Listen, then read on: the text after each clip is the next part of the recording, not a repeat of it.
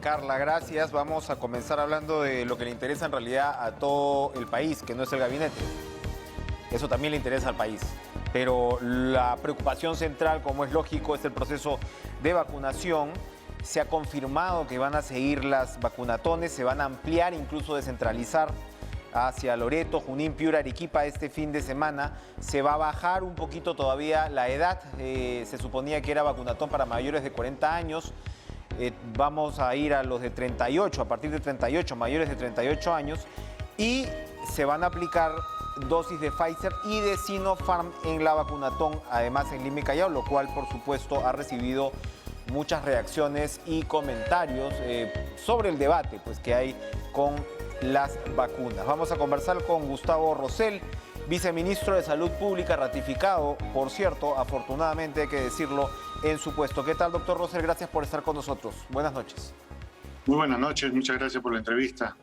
Bueno, doctor, a ver, lo primero, lo que comenta medio mundo en el Perú es por qué se está aplicando ahora en grandes cantidades las dosis de Sinopharm para el Lima y Callao, particularmente con este mecanismo de la vacunatón que tanto ha funcionado. El presidente Castillo, prácticamente entre los primeros actos que tuvo fue el domingo firmar este contrato que estaba pendiente para 10 millones de dosis de Sinopharm.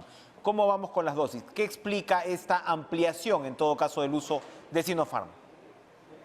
Bien, esa es una muy buena pregunta y nosotros le decimos que en todos los países del mundo se vacunan con diferentes vacunas. Es imposible vacunar los 27 millones de peruanos que tenemos como meta con una sola vacuna. Entonces, lo que tenemos que hacer y lo que estamos haciendo en realidad hace mucho tiempo es utilizar por lo menos 3 vacunas, como ustedes conocen, Sinopharm, que fue la primera que llegó, con la cual vacunamos a nuestro personal de salud y todos los estudios demuestran que ha sido una vacuna muy efectiva. Tiene una efectividad de más de 90% para prevenir los fallecimientos y los casos complicados. Es decir, seguimos apostando por esta vacuna porque nos está dando resultados. Y de ahí se sumó Pfizer, que también ha sido una vacuna que nos ha respondido bastante bien y que se utilizó para vacunar principalmente a nuestros adultos mayores y hemos avanzado con los 50 años. Pero hay que ver el país. Yo estuve visitando unas regiones y luego estuvimos en la vacunatón de Cusco. Recordarán que fue totalmente con Sinopharm y fue muy, muy exitosa. Lo mismo con la vacunatón de Ica, que fue con Sinopharm, la vacunatón de Junín y así sucesivamente. Es decir, lo nuevo aquí es que Lima va a hacer una vacunatón con Sinopharm, pero no que el Perú esté recién haciendo su vacunación con Sinopharm, ¿no? Esto es importante decirlo porque además Lima tiene que dar el ejemplo de que aquí se usan las vacunas que están salvando vidas a todo el país. Entonces yo creo que eso es muy importante el mensaje. He estado recorriendo los centros de vacunación el día de hoy y me he dado la grata sorpresa que en su gran mayoría ha sido muy bien aceptada la vacuna Sinopharm, a pesar de los comentarios que hubo y que lamentablemente sin ninguna base se trató de desacreditar esta vacuna, ¿no? La Organización Mundial de la Salud dio la autorización para el uso de Sinopharm ya incluso en mayo. Ahora, y sin duda hay que reiterar el llamado a la población que se apliquen la vacuna, como usted señala, que les toque. Además, porque si la Organización Mundial de la Salud la está aprobando, es decir que todas tienen estándares de efectividad. Sin embargo, la vacuna Sinopharm y la vacuna Sinovac, que no aplicamos en el Perú, pero es la otra vacuna china, la vacuna privada china, tienen, digamos, variabilidad en los estudios internacionales. Es muy interesante el que usted nos comenta de los trabajadores de salud, porque efectivamente se ha aplicado, me parece, a más de 400.000 trabajadores de salud. El expresidente Sagasti nos recordaba que él se aplicó la vacuna Sinopharm y que él es un hombre, bueno, de 76 años y que sus niveles de anticuerpos estaban muy bien, se los tomó hace unos pocos días. Pero a ver, hablemos un poco más de este tema de la efectividad de la vacuna y lo que le interesa muchísimo a la población ahora mismo, que es el tema de la variante y particularmente la variante Delta, ¿no? Así es, eso es muy importante. Nosotros tenemos 5 estudios, por lo menos, que hemos hecho seguimiento al personal de salud, que mañana en una conferencia de prensa se van a presentar a través del Instituto Nacional de Salud por parte de los investigadores, porque desde luego el Ministerio de Salud está haciendo vigilancia permanente, no solamente de Sinopharm, sino también de Pfizer, cómo está yendo en la población. Eso es muy importante para nosotros para poder tomar decisiones. Hemos constituido una mesa de trabajo con el Colegio Médico, la Federación, Colegio Odontológico, el Colegio de Enfermeras, para vigilar los efectos que está teniendo la vacuna, y hasta ahora creo que todos reconocemos que ha sido muy positiva. En el momento que los estudios que concluyan, seguramente nos tocará, como a todos los ciudadanos que nos hemos vacunado, asumir un refuerzo que puede ser el próximo año. Eso está bien. Pero por el momento, en estos momentos, Sinopharm tiene una efectividad por encima del 90%. Y eso nos da la tranquilidad para que nuestro personal de primera línea está protegido. Y también esta vacuna la estamos usando en población, como usted lo ha mencionado. En otros países incluso lo están usando en adolescentes y en niños. Emiratos Árabes acaba de empezar a vacunar con Sinopharm. Sinopharm ha sido vacunado, por ejemplo, la familia real española, ha sido vacunado el emir de Emiratos Árabes. O sea, no es una vacuna que se use de segunda mano, es una vacuna que se está usando en primera mano en muchos países, en más de 80 países. Y además nosotros estamos en constante vigilancia a través de la información que se está recabando a través del Instituto Nacional de Salud. Viceministro, cuéntenos por favor cómo vamos con el tema de las dosis. A ver, hay quienes se han aplicado sus primeras dosis, ¿no? Y por un lado, bueno, les toca aplicar la segunda. Yo soy uno de ellos, por ejemplo, que voy a este fin de semana participaré en la vacunatón para aplicarme la segunda dosis. Y hay también ya personas mayorcitas que se han rezagado con la aplicación de su segunda dosis, para lo cual también se los espera en estas vacunatones. Si a estas personas se les ha aplicado la vacuna X o Y, ¿es la misma vacuna la que se les aplica en la segunda dosis, que era lo que se supone correspondía, para aclarar de todas maneras el caso de estas personas? Así es. Mire, en estos días en realidad estamos vacunando principalmente segundas dosis. Los que se han vacunado con Pfizer tienen que recibir Pfizer y desde luego lo pueden hacer en los centros de vacunación, no solamente en Lima, sino en todo el país. Aquellos que se han vacunado con otra vacuna como AstraZeneca tienen que recibir AstraZeneca, y lo de Sinopharm, Sinopharm. ¿Cuál es lo nuevo en Lima? Lo que está llamando la atención es que para las personas de 40 años que se están vacunando estos días, se le está ofreciendo Sinopharm con las explicaciones del caso. Hoy día yo me he acercado, como le comentaba, a los vacunatones y he estado explicándole a la gente las virtudes, y lo están aceptando de muy buena forma, porque lo más importante es prepararnos para una posible tercera ola. Y mientras más personas vacunadas tengamos con segundas dosis, vamos a tener seguramente mejores resultados y menos personas complicadas en una UCI o una cama de hospitalización. Y por eso pedirle a la población que tenga confianza en las vacunas, que lo mejor es estar vacunado, protegido con las dos dosis, y que pueden acercarse a los centros de vacunación. ¿Quiénes? Para este vacunatón, por ejemplo, son todos los mayores de 40 años, tanto para primera dosis como para segunda dosis, lo que usted decía, los rezagados y los que están programados. Quienes también vamos a aperturar es para los 38 y 39 años de edad, ¿no? Entonces, en esta vacunatón en Lima estamos bajando un pequeño rango de edad de los 30 para seguir incrementando el número de personas protegidas que necesitamos. Como meta llegar a septiembre en 50% de las personas ya con dos dosis. ¿Qué quiere decir eso? Tener entre 13.5 y 14 millones de personas vacunadas. A la actualidad estamos en 5.5 millones, hemos hecho un buen avance. El señor ministro nos ha pedido que aceleremos la vacunación. Es por eso que el vacunatón de este fin de semana ya no van a ser 36 horas, van a ser 60 horas continuas, desde el día viernes en las 7 de la mañana hasta el día domingo a las 7 de la noche. Excelente, qué buena noticia por ese lado. Precisamente ahora hay noticias que están circulando en medios internacionales, por ejemplo, ciertos brotes en ciudades en Estados Unidos. La epidemia sigue avanzando en la población que no ha sido vacunada, y eso yo creo que hay que reiterarlo, ¿no? O sea, mientras más población no tengamos vacunada, es ahí donde avanzan, porque se dice, ¿no? O sea, a ver, hay todas estas informaciones que circulan sobre Sinopharm, que usted las está aclarando, hay quienes señalan que igual con las vacunas se han dado infecciones y demás, pero hay que recordarle a la población que las vacunas sobre todo lo que hacen es prevenir la enfermedad. ¿verdad? O sea, puede darse en algún caso que se dé pues la infección, pero lo que previene es la enfermedad grave y sobre todo, así por supuesto, evitar mayor número de fallecidos, ¿verdad? Totalmente. Ese es el mensaje central. La vacuna, no hay vacuna 100% segura ni vacuna que evite la infección del 100%. Las vacunas lo que van a hacer es evitar que terminemos con una infección complicada o, como usted dice, o el riesgo de fallecer, ¿no es cierto? Por eso es importante la vacuna y por eso es importante, además, mantener las medidas de prevención. Si usted suma la vacuna, la medida de prevención, como es la doble mascarilla, lo que estamos haciendo es reduciendo al mínimo la posibilidad de enfermarnos incluso. Entonces, por eso, ¿qué está pasando en los lugares donde han relajado estas medidas? Se están infectando, felizmente no están falleciendo, no se están complicando, pero sí se están enfermando. Entonces, lo que queremos acá en el Perú es ya generar esta cultura de autocuidado, no desprendernos de nuestras mascarillas, no tener reuniones sociales donde se quiebre esta burbuja de protección, sino que estemos evitando el contagio mediante estas fiestas o reuniones o aglomeraciones que realmente nos ponen en riesgo no solamente nuestra salud, sino de nuestra familia.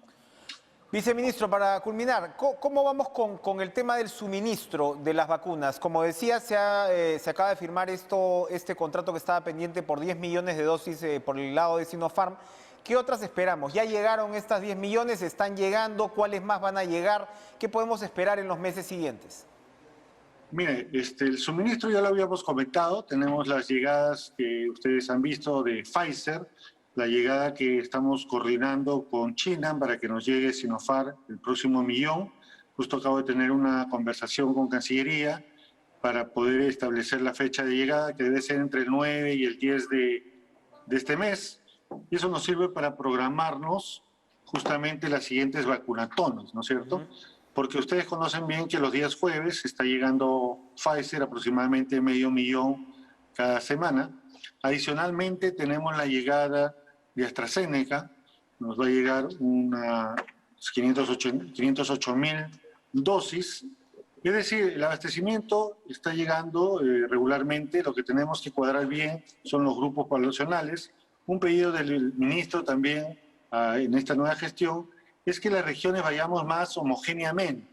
Ustedes a veces ven en tal sitio ya se bajaron la edad, entonces estamos en una competencia de quién llega más rápido a vacunar, pero en realidad lo que nosotros como ministerio estamos siendo muy cautelosos es que realmente se pongan la segunda dosis. Mire, usted ya hemos puesto 8.134.000 primeras dosis y 5.507.000 segundas dosis. Hay ahí 3 millones que le falta su segunda dosis. Obviamente están en el tiempo de 21 días, la mayoría. Hay 1 millón que ya se pasaron los 21 días y estamos buscándolo activamente, ¿no? Incluso hemos reducido en este último tiempo del 1.000.000 a 600.000.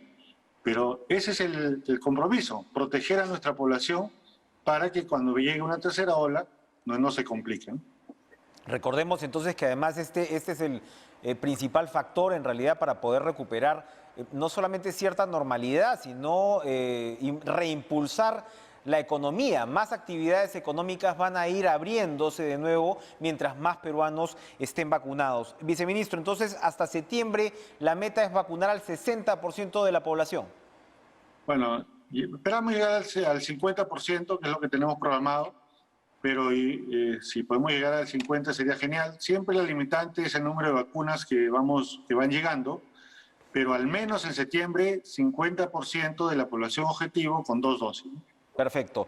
Viceministro de Salud Pública, Gustavo Rosell, gracias por estar con nosotros en Cara a Cara, aclarándonos estos puntos, ¿no? De interés, por supuesto, para la población. Muy buena noticia, además, que comience la vacunatón el viernes. Ahí estaré haciendo mi cola. Gracias por estar con nosotros.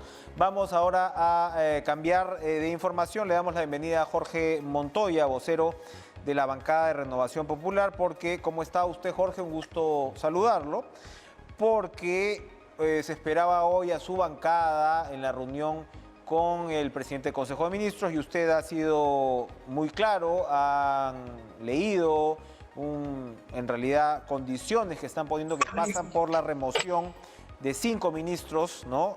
Si es que no estoy mal, y le han respondido, congresista Montoya, desde la PCM con un comunicado que de repente lo tenemos en pantalla, a ver si me pueden ayudar. En el comunicado lo que se señala es que esto es atribución, el nombramiento de los ministros es atribución del presidente de la República, que rechazan el terrorismo en todas sus formas y que ningún ministro tiene vinculaciones con grupos terroristas o cuales, ¿no? O grupos ligados a Sendero Luminoso. Ustedes, entre otras, están pidiendo el relevo de 2 carteras fundamentales. Una es la PCM, que está el propio señor Bellido, y otra, la del señor Héctor Béjar, que nada menos está al frente de Relaciones Exteriores. ¿Qué tal? ¿Cómo está? Buenas noches. Buenas noches, Enrique. Gracias por la invitación. Estamos entrando a otro escenario, que es el escenario de la ejecución de acciones de gobierno que se dan día a día. Hemos observado cómo se ha venido desarrollando en la última semana la cantidad de cambios que se están produciendo, que es lógico que se produzcan normalmente en los cambios de gobierno, pero en este caso la posición de las personas que están ocupando esos puestos no reúne las calificaciones debidas. El tema de los ministros, por ejemplo, el ministro de Defensa es impresentable para dirigir un sector como el de Defensa, ¿no? El ministro de Relaciones Exteriores es un guerrillero, tiene varias muertes en su haber, ¿no? No es un digno representante del país, definitivamente. No, o sea, hay una sensación de que está ganando el comunismo las imágenes en nuestra televisión permanentemente con sus noticias.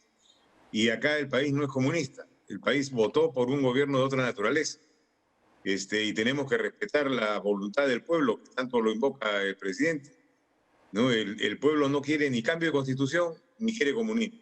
Quiere libertad, quiere generar riqueza, quiere levantar al país de la crisis económica, necesita alimentarse, y hasta ahora no podemos ver esos temas prioritarios.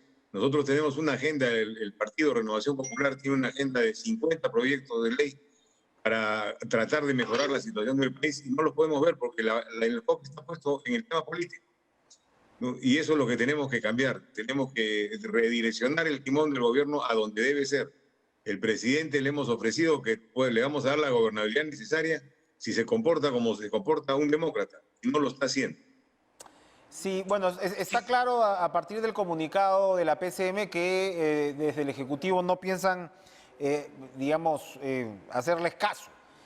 ¿Cómo, si es que vamos a ver qué pasa, pero si es que no se reconduce ese timón, para usar su término, cuál sería el ambiente entre Ejecutivo y Legislativo? ¿Qué medidas tomaría el Congreso? Porque claro, igual, congresistas, estamos hablando de una cantidad de votos, una mayoría que requiere el Congreso para tomar algún tipo de acción. Una está, por supuesto, la de negarle la confianza al gabinete, y otras que usted mismo ha señalado, y vamos, es algo que ya está puesto sobre la mesa, son las posibilidades incluso se está diciendo, vacancia.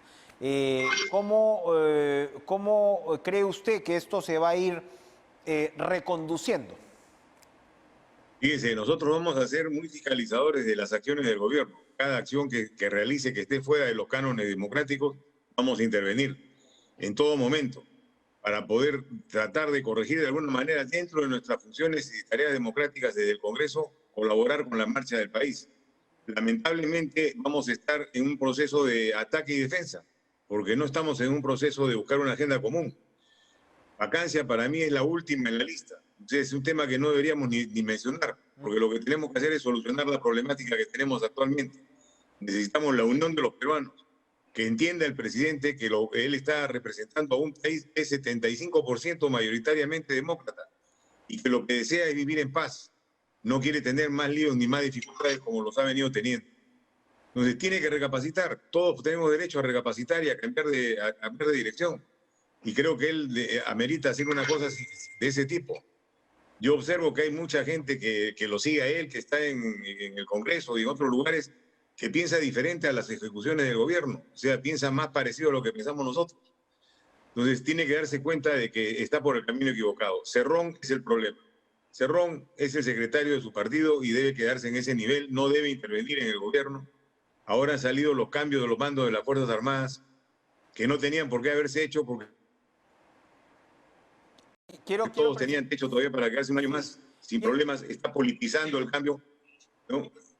Quiero, congresista, invitarlo a una pausa precisamente para que al retorno podamos comentar el relevo de los jefes de las instituciones militares, saber su opinión y particularmente además saber su opinión sobre lo que ocurre con la Marina de Guerra, que es el instituto del cual usted proviene. Regresamos después de la pausa.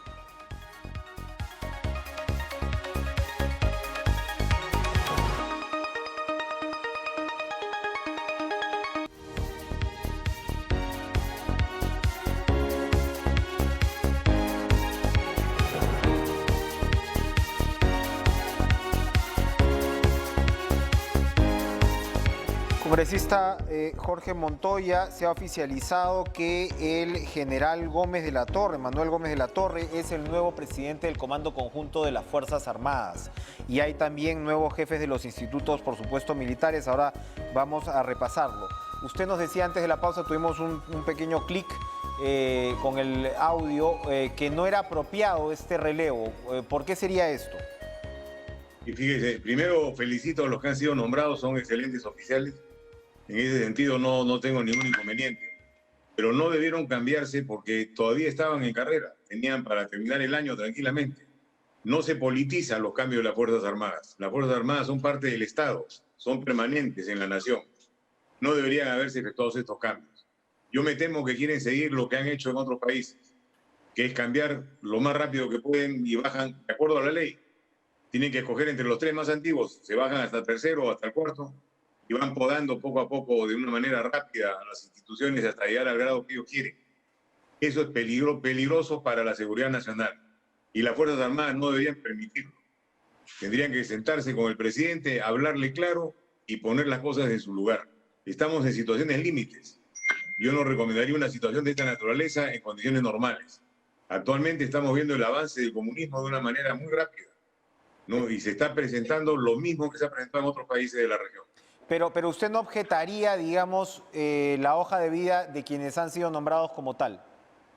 De ninguna manera, son excelentes oficiales. Está Manuel Gómez de la Torre, está Alberto Vizcarra en el Ejército, está Jorge Chaparro en la FAP. Y quería preguntarle por el vicealmirante Alberto Alcalá, porque entiendo yo que allí sí, en la Marina de Guerra, confírmeme usted, habían tres oficiales por encima de carrera del vicealmirante. Es correcto, pero eso no tiene que ver con la persona, es una decisión del gobierno. Ha querido podar en la Marina más gente. Es una decisión política, no institucional. Entonces, a eso me refiero con que los cambios están sospechosamente peligrosos por cómo los viene realizando el gobierno. Esto es manipulación de cerrón seguramente, pero ahí debe quedar. Ya no debe haber más cambios porque no se necesita hacer más cambios. Vamos a estar vigilantes con este tema, porque también se pueden hacer denuncias de esta naturaleza por hacer mal uso del poder. Ahora, uno de los ministros cuya cabeza piden ustedes es el señor Ayala, que está en defensa. ¿Cuál es la objeción desde, digamos, el personal militar de que este sea el ministro del sector? Sus calidades personales y profesionales no están a la altura para dirigir un sector como el de las Fuerzas Armadas. Eso es una ofensa para las Fuerzas Armadas y lo han puesto a propósito. Se han cuidado de poner las cosas de una manera tal que llegue a la ofensa y que genere malestar. Este es un llamado de atención al presidente y a su primer ministro. O sea, no pueden actuar de esa forma. Están manipulando las cosas que se tienen que custodiar en la nación. Y eso está mal. ¿Llega a la ofensa por qué? ¿Porque él procede de la policía? No, porque fue dado de baja por medida disciplinaria. Eso para los militares es una ofensa tremenda. Entonces, y eso lo sabe él, por eso lo ha puesto. ¿Cómo voy a incorporar al servicio a alguien por métodos judiciales que son ampliamente conocidos, que no son correctos, a uno que ha sido de baja por medida disciplinaria y luego lo nombro ministro de Defensa después de años? No es correcto.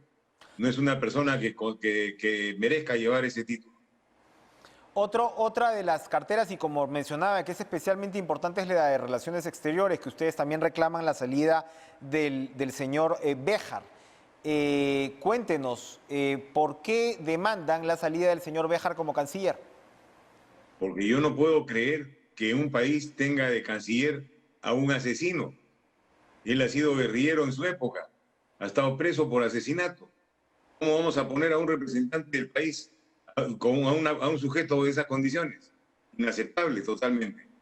No se puede entender cómo ha sido puesto. Los diplomáticos deben estar también muy ofendidos con esa designación. Entonces, hay cosas que afectan la salud del país, ¿no? La salud de vida del país, y estas son una de ellas. Y la gente debería protestar sobre estas cosas, porque no se puede uno quedar callado con los brazos cruzados viendo cómo le clavan este tipo de personas delante de uno. O sea, tenemos que ser un poco más reclamones, por emplear un término más civil. Perfecto. Gracias, Jorge Montoya, vocero de la bancada de Renovación Popular, por estar con nosotros esta noche. De inmediato le damos la bienvenida a Marco Arana, líder del Frente Amplio, que si bien no tiene ahora mismo una bancada, tiene un peso en el actual gabinete, entre otras. Marco, ¿cómo está usted? Buenas noches, gracias por estar con nosotros. Entre otras, con la cartera, entiendo yo, de defensa, que acaba de ser comentada por el congresista Montoya. Su opinión primero, para poder ir entendiendo el devenir de lo que va a ser el debate entre Ejecutivo y Parlamento, de lo que acabamos de escuchar del vocero de Renovación Popular. Buenas noches. Buenas noches, Enrique. Saludar a toda la audiencia de Radio y Televisión Nacional. A mí me parece inaceptable que Renovación Popular sigan con las actitudes groseras, amenazantes que tenía su candidato presidencial, que incluso llamaba a matar al presidente de la República y al secretario de Perú Libre, ¿no? Ya es congresista, ¿no? El señor es un militar retirado.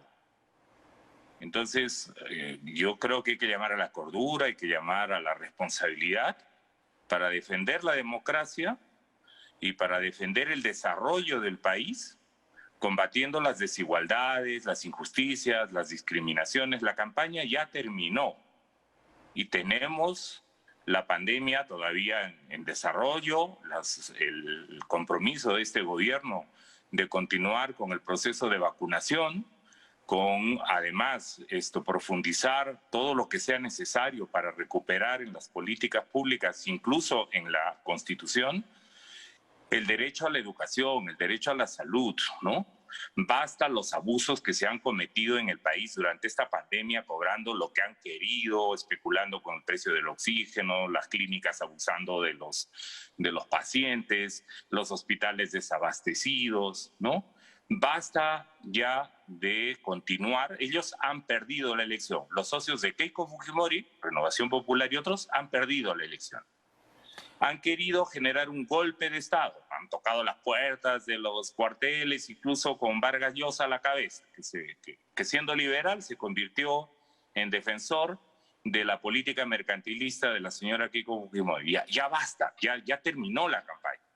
Ahora tenemos un presidente constitucional que efectivamente no les gusta, ¿no? Tiene que tomar decisiones para enfrentar la crisis económica, para enfrentar la grave situación de salud que nos han dejado 30 años de privatizaciones de salud y de una constitución que afectó gravemente el derecho a la salud y la educación, y de una corrupción desbocada, ¿no? Corrupción que no solamente ha tocado a los políticos, sino que ha sido promovida y ha sido orquestada por mafias empresariales, ¿no? Que no están presas, que están investigadas y que han sostenido las campañas políticas de estos gobiernos y de personas como el señor Montoya, del partido del señor Montoya, como que acaba de expresarse. No, pero ya terminó la campaña. No, ya terminó. Entonces ya sí. Basta, no sigan con el intento de golpe, respeten las instituciones, respeten la democracia y aprendan. Ahora, las críticas, Marco, las críticas, ya para que podamos conversar, pues. En democracia. Ya, pero las críticas no están concentradas, hay que decirlo, a ministros de sectores que usted ha destacado ahora, como salud o educación, que probablemente el señor Ceballos ya lo conocíamos de antes, un hombre de izquierda, pero claramente, digamos, con los conocimientos del caso para asumir una cartera. El profesor Cadillo ha sido palmas magisteriales, en su momento ha tenido reconocimientos internacionales importantes, pero por lo menos son 5 o 6 ministros donde las críticas han sido realmente severas e incluso de quienes ya se estaban planteando casi como aliados, al menos lo fueron para ir por la mesa directiva del Congreso, como son la bancada de Somos Perú y el Partido Morado. ¿Usted está satisfecho con la calidad de este gabinete? Yo estoy a la expectativa de lo que pueda anunciar este nuevo gabinete al país. Diversificación económica con sostenibilidad ecológica, lucha frontal contra la corrupción, generación de empleo, ¿no? Ponerle alto a los abusos y a las discriminaciones, apoyar lo que el presidente prometió en campaña. Lo peor que han cometido los políticos y que ocurre en una democracia es políticos mentirosos, que en campaña dicen una cosa y luego cuando llegan al poder hacen otra, Claro, que es justamente lo que quieren que haga el presidente Pedro Marco, Castillo. también el que tuitea una cosa y de ahí dice que no pasó nada, pues acá, ¿no? Por ejemplo, con respecto al presidente del Consejo de Ministros. ¿Qué opina de los tweets homofóbicos del presidente del Consejo de Ministros? A ver, si él lo hizo porque así lo cree, en una conducta reprensible, porque efectivamente la homofobia lleva a discriminación de un sector importante de ciudadanos y ciudadanas, o que incluso puede llevar a una situación de justificación de violencia contra las mujeres, lo hizo en su condición de político regional, de profesional. Hay mucha gente en el Perú, incluso gente que apoya, por ejemplo, Renovación Popular, que están en contra del respeto de las minorías sexuales, en contra de los derechos de las personas de diversidad sexual, en contra de la igualdad de género. Pero Renovación no es gobierno. Son iguales, o peores. Pero Renovación incluso no es gobierno. Ya, yo le pregunto por el actual presidente del Consejo de Ministros. Están usando sus creencias y todo aquello en lo que en realidad coinciden con gente de izquierda que pueda tener esa misma visión. Entonces, si una persona como el primer ministro hizo y exhibió tales conductas, que además la gente de Renovación Popular y el fujimorismo las reivindican como actuales, y están en el Congreso, y están pidiendo cabezas de ministros por aquello en lo que ellos mismos creen y defienden, o sea, la discriminación de las mujeres, el desprecio y la discriminación de las personas de diversidad sexual, que no sean hipócritas. Pero, entonces, ¿y qué me dice si el primer ministro incurrió en una conducta también como esa, ¿perdón? ¿En el Partido Morado son hipócritas también entonces? No, bueno, hay personas en diversas organizaciones políticas que justifican las discriminaciones, las desigualdades, la corrupción, en fin. No me estoy refiriendo al Partido Morado, me estoy refiriendo en este caso a Renovación Popular, que acabo de escuchar que está pidiendo cabezas, cuando ellos son los principales discriminadores y en campaña, en la segunda vuelta, incluso han llamado a violencia y a que se den vivas, ¿no?, a la muerte del presidente de la República. No, dejen de desestabilizar. Y en este momento, si el canciller, ¿no?, perdón, si el presidente del Consejo de Ministros, ¿no?, ha tenido estas conductas que son reprobables, ha planteado su rectificación. Bueno, esperemos qué es lo que nos va a anunciar el primer ministro sobre los temas que a todos los peruanos nos importan.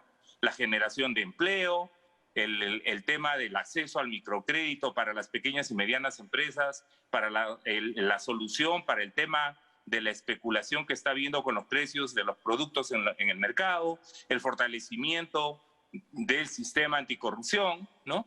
Y evidentemente el presidente Castillo tiene una gran responsabilidad, pero que lo dejen gobernar. Siguen con el tema del golpe de Estado que no pudieron dar. Bien. A través de la mesa se quisieron bajar al presidente del Jurado Nacional de Elecciones, quisieron desconocer las elecciones, ¿no?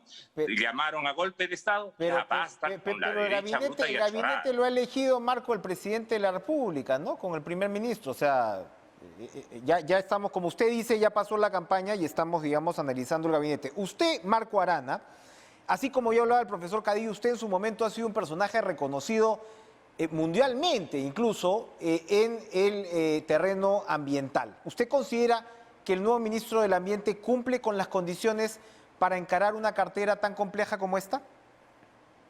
Lo he visto alguna vez, he visto lo que están difundiendo los medios sobre ello. Lo que yo espero, a ver, cuáles van a ser los anuncios que va a hacer el primer ministro y cuáles van a ser las medidas que va a dictar el ministro del Ambiente. en un ministerio joven, en un ministerio con pocos recursos y en un ministerio además que frecuentemente es desoído por los principales actores económicos. Ha impuesto multas a través de sus diversos órganos como el OEFA a infractores que están depredando y contaminando y se zurran en los grandes poderes económicos en ese ministerio.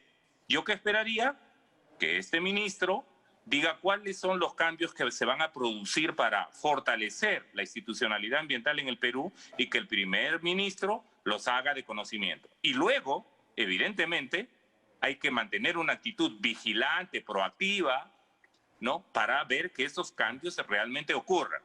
Pero el ministro ni ha abierto la boca y ya lo quieren fuera. Yo personalmente lo he visto una vez, ¿no?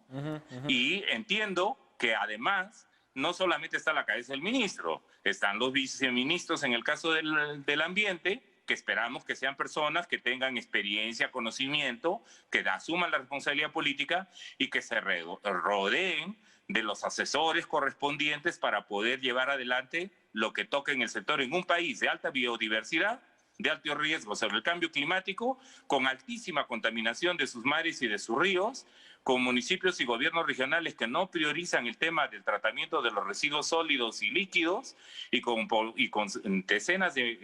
miles de peruanos que tienen contaminación con metales pesados. Entonces, a ver, ¿qué nos va a decir ese ministro?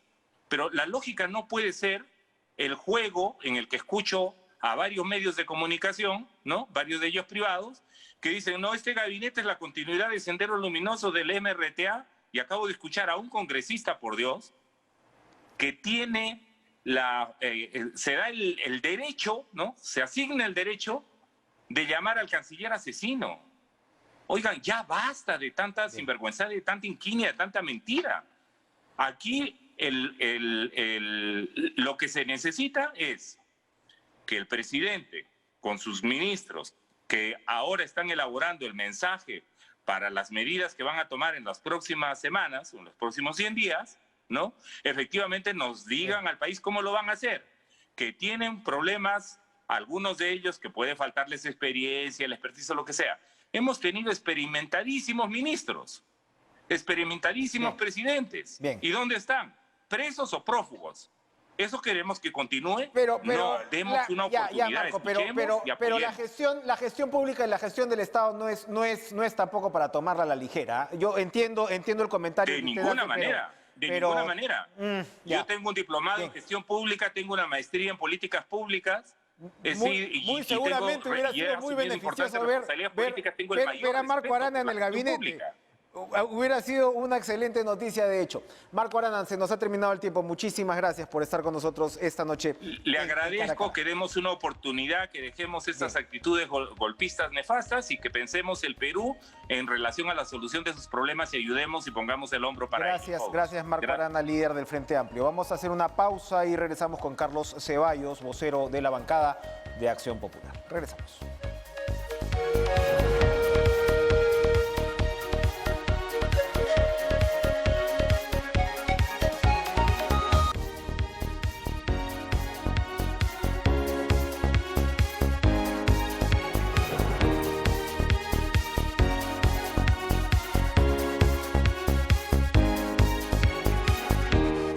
Le damos la bienvenida al congresista Carlos Ceballos, vocero de la bancada de Acción Popular, a quien tengo el gusto de recibir en los estudios. No sabía que iba a estar en nuestros estudios y digo que tengo el gusto, congresista, gracias por estar con nosotros, porque el Zoom pues nos ha acostumbrado y las plataformas nos han acostumbrado a hacer entrevistas algunas veces con cierto retraso, y si hay algunas contradicciones como las que teníamos con el señor Arana, pues a veces es un poco más complicado hacerlo, así que le agradezco estar en nuestros estudios. Ustedes se han reunido esta mañana con el jefe del gabinete, con el señor Guido Bellido. Acabamos de escuchar al señor Arana, que si bien no tiene bancada, le da ahora mismo un soporte político al Ejecutivo, y también al señor Montoya, que claro, tiene una postura bastante crítica con el gabinete. Cuéntenos, por favor, cuál ha sido su impresión desde Acción Popular. Ustedes encabezan la mesa directiva, por cierto, con la reunión que han sostenido esta mañana en Presidencia del Consejo de Ministros. Buenas noches. Buenas noches. Justamente hoy día básicamente la reunión ha sido para escuchar al Premier en sus primeros días. Aparte de eso hemos llevado algunos requerimientos, algunas recomendaciones al respecto, sobre todo de acá al día de la presentación de la cuestión de confianza del gabinete Bellido, ¿no? Hemos hecho saber claramente de que los ministerios han debido primar el tema de la meritocracia, tener funcionarios de alto nivel que, sobre todo en este momento crítico en el que estamos viviendo, nos den soluciones, nos den resultados, que es lo que pide la población. Yo creo que claramente hay muchos de ellos que no están a la altura de las circunstancias y que creo que el gobierno tiene la opción de acá a pedir la cuestión de confianza de poder hacer algunas modificaciones. Le hemos dejado esa propuesta para que el Premier las acoja y también el Presidente de la República. Esperemos que hagan esos gestos políticos en bien de aras de gobernar bien. Hace un rato lo escuchaba, señora Arana, no lo dejan gobernar. Al contrario, queremos dejarlo gobernar, pero que gobierne bien. Nosotros también tenemos una parte fiscalizadora que tenemos que hacer y la vamos a empezar a emprender, pero necesitamos justamente ministros que vayan a resolver el problema en el país. Cuénteme un poquito más, a ver si no solicito una infidencia, pero ¿cuál fue la actitud del Premier o el presidente del Consejo de Ministros ante esos pedidos que ustedes le hicieron? ¿Cómo lo vieron? ¿Lo vieron receptivo? ¿Vieron que sencillamente tomó nota y no hubo mucho feedback a propósito? Cuéntenos, por favor. No, ha sido receptivo, ha apuntado al respecto. Esperemos que no sea solamente quede en el apunte, sino que sea de repente conversado, analizado y de esta manera dar ese paso adelante, ¿no? ¿Ustedes han puntualizado las carteras donde veían más problemas? No, no hemos puntualizado, no hemos sido de manera directa, sino Porque que parte de los cuestionamientos son al propio primer ministro, ¿no? hemos En parte hablado también... en realidad de todo el gabinete, ¿no? En realidad yo creo que él mismo nos dijo que probabilidad de que si el presidente pueda cambiar de opinión, lo saquen 1, 2, 3 días. También no olvidemos que hay un habeas corpus de por medio, ¿no? Así es, que ya fue admitido a trámite. Ya está admitido y en cualquier momento puede salir resultado. Entonces, esperemos también algunas situaciones que se vayan a venir, pero que en aras son 5 o 6 días de gobierno. No podemos estar hablando de vacancias, de disoluciones de Congreso. Tenemos que ser responsables al respecto y tenemos que empezar a trabajar en conjunto, pero que el gobierno también dé esas muestras de gobernabilidad, esas muestras de la defensa a la democracia, sobre todo a resolver los problemas que aqueja al país. Usted lo dice, ¿no? El que plantea las reglas también de la gobernabilidad, en parte también es el propio Ejecutivo y como Correcto. tal tiene que dar las señales al respecto. Hay otro punto que no he podido comentar con los anteriores entrevistados por cuestiones de tiempo, que es lo que preocupa muchísimo, son las señales que está dando la economía. Acción Popular no puede ser considerado un partido neoliberal, ni mucho menos, pero me imagino que obviamente la preocupación está ahí. El dólar sigue a un nivel muy alto, los precios en los mercados que afectan a la población siguen también. Arana decía, hay que atacar la especulación, pero hay una lógica económica que reacciona muy mal ante la incertidumbre. ¿Ustedes pudieron comentar esto también en la mañana con el primer ministro? Sí, justamente uno de los aspectos fue que hoy en día estamos viendo una inestabilidad económica producto de la polarización que ha tenido el país en esta segunda vuelta, ¿no? Y que en realidad lo que tenemos que buscar, uno, es tranquilidad al pueblo, darle esa tranquilidad justamente con líderes políticos y también técnicos y funcionarios en el gobierno que vayan a cumplir una labor eficiente. Si vamos a estar poniendo personas que no le van a dar esa estabilidad, claramente va a seguir subiendo el dólar, claramente los insumos también siguen subiendo de precio, va a haber especulación en el mercado. ¿Por qué? Porque justamente también existe la especulación en el gobierno, porque no somos claros y seguimos contratando personas que no tienen el perfil adecuado para representarnos.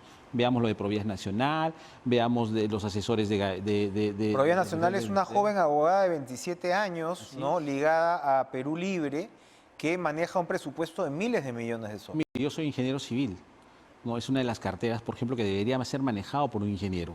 Porque justamente de qué estamos hablando, de vías de comunicación, estamos hablando, él ha propuesto, el presidente, 2 trenes que lleguen, uno de Cajamarca a Puno y el otro de Tumbes a Tacna. Entonces necesitamos especialistas, ya no podemos ir a probar al gobierno, necesitamos darle resultados. Ahora, hay una lógica desde el Ejecutivo que dicen, para empezar, oigan, hay de un lado, un poco lo que decía Arana, de qué nos han servido los técnicos, ¿no? Estoy parafraseando de alguna forma. Y desde otro punto de vista también, oiga, Lima en oposición a las provincias, ¿no? Entonces, por ejemplo, yo veía al ministro de Vivienda, Construcción y Saneamiento, ¿no? Que, claro, ha cambiado a su jefe de gabinete de asesores, le duró un día, ¿no? Estamos hablando de la cartera que maneja saneamiento. Tenemos 7,5 millones de personas sin saneamiento. 2 millones de personas sin agua potable, ¿no? Eso es el desafío, y ahí están las brechas, ¿no? O sea, donde se ve la reivindicación y la demanda social que ha sido expresada en estas elecciones, ahí está. Y entonces, claro, el ministro, él ha sido gerente en un ente en Chachapoyas, por decirte, ¿no? Entonces uno dice, hay una impronta, por ejemplo, mucho de Perú Libre, y no sé si desde el Ejecutivo se está entendiendo esa necesidad de apertura, si hay un criterio un poco territorial, políticamente hablando. ¿Cómo lo lee usted? Nosotros saludamos los cambios, no necesariamente un técnico que vaya a una cartera tenga que ser mediático o tenga que haber ya ¿O tiene que haber estado estado en grandes anteriormente. empresas o tiene Así que es. haber estado en el ministerio? No, vamos a darle oportunidad a técnicos probos, que en realidad sí los hay en las regiones, muy buenos técnicos, ingenieros, abogados, médicos, y ahí tenemos que tocar. Tenemos colegios profesionales que por lo menos se debería pedir alguna recomendación, ¿no?, al respecto, y también los colegios deberían pronunciarse, porque claramente hoy se está atentando contra la meritocracia. Eso es bien interesante, porque cuando se pide precisamente desde la plataforma del Ejecutivo y hay que abrir la cancha, ir más allá de los partidos, los colegios profesionales serían, Es ¿no?, una unos entes magnífica- muy útiles. Exactamente, en este caso. articular justamente todo este tipo de acciones que necesita el gobierno para elegir a sus mejores técnicos. Y los tenemos. Los colegios profesionales podrían plantear justamente, inclusive profesionales podrían recomendar ellos que podrían estar en diferentes carteras. ¿Qué duda cabe? Y de diferentes regiones, si queremos cambiar, hacer el gran cambio, porque Lima no lo es todo, ¿no?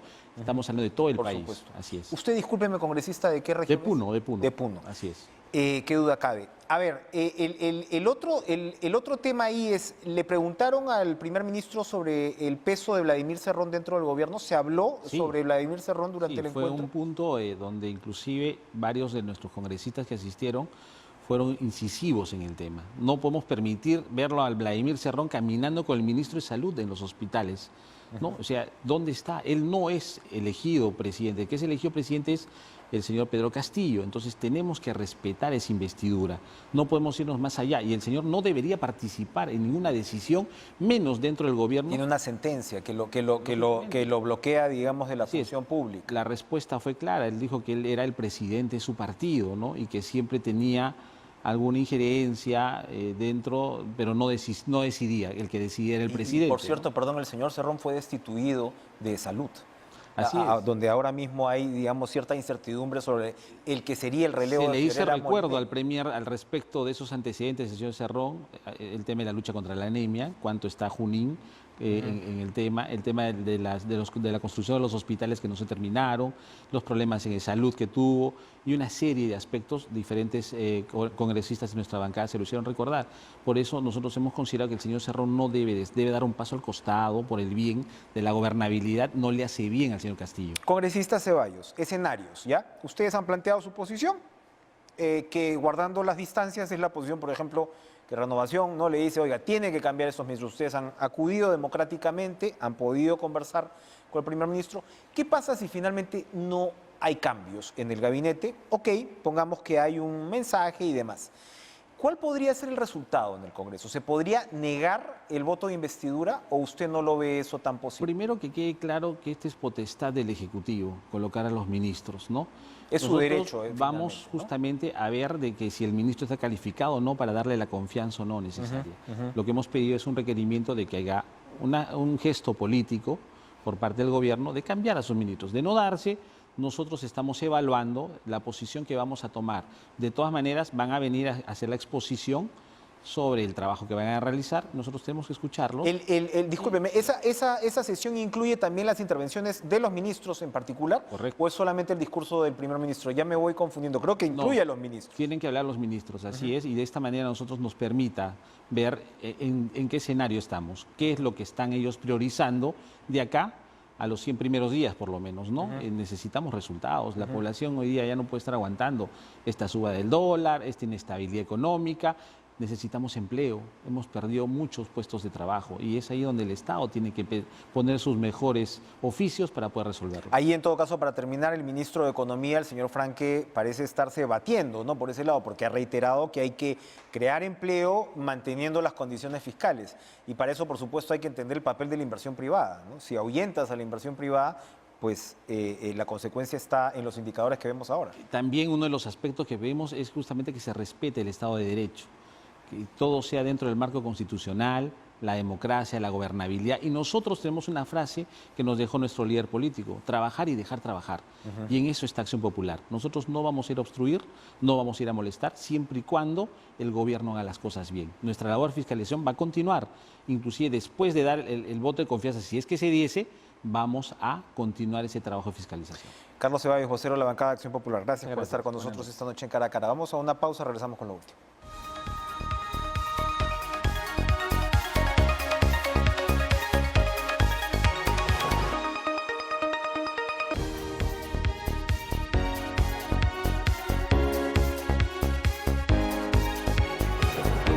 Nos tenemos que ir, pero sencillamente comunicarles el aporte de un distinguido televidente como es el doctor Omar Cairo sobre lo que estábamos discutiendo ahora.